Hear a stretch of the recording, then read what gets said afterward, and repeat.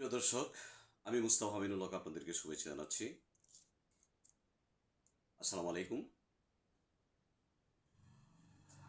জনাব ট্রাম্পের মধ্য এশিয়া এবং দক্ষিণ এশিয়া জন্য নিযুক্ত দূত মিস্টার সার্জিও গোর তিনি বাংলাদেশে এসেছিলেন। পত্রিকার ভাষ্যমতে বাংলাদেশে ওনার যে মিশন, বাংলাদেশ মিশন ওনার ব্যর্থ হয়েছে। উনি যেসব শর্ত নিয়ে বাংলাদেশ সরকারের বিভিন্ন অঙ্গের সঙ্গে কথা বলেছেন, বিভিন্ন বাংলাদেশের পররাষ্ট্রমন্ত্রী সঙ্গে কথা বলেছেন, উনি কথা বলেছেন আমাদের মাননীয় প্রধানমন্ত্রী জনাব তারেক রহমানের সঙ্গে, কিন্তু পত্রিকার ভাষ্যমতে তার যে কথাবার্তা, তার যে আলোচনা ব্যর্থতায় পর্যবসিত হয়েছে। উনার চাওয়া মতে বাংলাদেশ মিয়ানমার চীন ইকোনমিক করিডোর যাতে না হয়, উনার নাকি এটা বিশেষ শর্ত ছিল, কিন্তু বাংলাদেশ সরকার ওনার এই শর্তে রাজি হননি।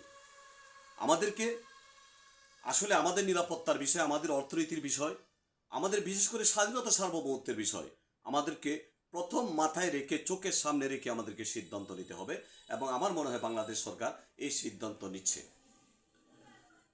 আমাদের যে তিন দিক থেকে আমরা পরিবেষ্টিত ভারত দ্বারা, আমাদের ভূখণ্ড, আমরা যেখানে অবস্থিত, আমাদের যে ভূখণ্ডগত অবস্থান সুবিধাজনক হলেও আমাদের একটি দেশ ব্যতীত আর কারো সঙ্গে আমাদের কোনো স্থল বর্ডার নেই। এটা আমাদের নিরাপত্তার জন্য, আমাদের আশ্রয় প্রশ্রয়ের জন্য, আমাদের ভবিষ্যৎ প্রজন্মের জন্য এটা একটা সমস্যা।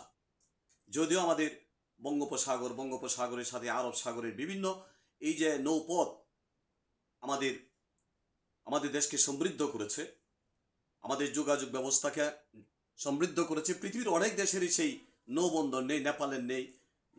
যেমন নেপালের স্থলবন্দর, স্থল পথ ছাড়া অন্য কোনো পথ নেই, কিন্তু আমাদের আছে। তারপরেও আমাদের সমস্যার অন্ত নেই, কারণ আমরা যদি এই ইকোনমিক করিডোর বর্তমান সরকার এবং তিন দেশ মিলে এটা করতে পারে, তাহলে আমাদের ভবিষ্যৎ প্রজন্মের জন্য একটা সুখী, সমৃদ্ধশালী, একটা নিরাপদ আবাসস্থল গড়ে তুলে যেতে পারবে এই সরকারের এটা আমরা আশা করি।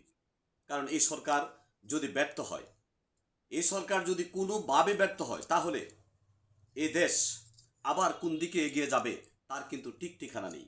তাই এই সরকারের উপর এই জাতি অনেক আশা ভরসা।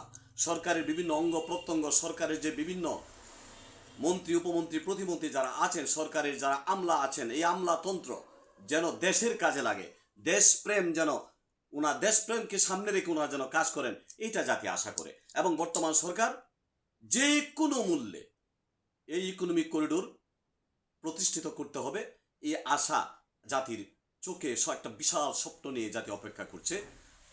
আমরা আশা করি এই ইকোনমিক করিডোর প্রতিষ্ঠিত হবে, এই বলে রাখছি। আসসালামু আলাইকুম।